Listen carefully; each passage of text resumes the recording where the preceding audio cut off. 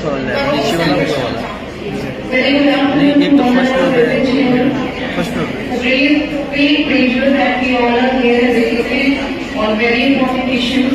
Essentially, when we are starting any school, we all are, as far as given the responsibility to open the school, so we all are ready to give you SMC. So very important role is played by the SMC group members, which you know as ma'am showed, every 3 years, after 3 years, the renewal is there.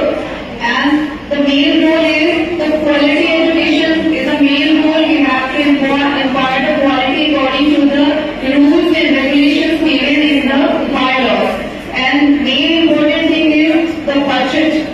The budget we have to see in this committee's main role is to see the budget, finances, and appointment of the teachers and dismissal of the teachers. That is also responsibility. Then we have to satisfy the parents, guardians, students, all the committees and all the stakeholders. This is all our responsibility to satisfy everyone. We have to see the drawbacks and the new things or innovations, whatever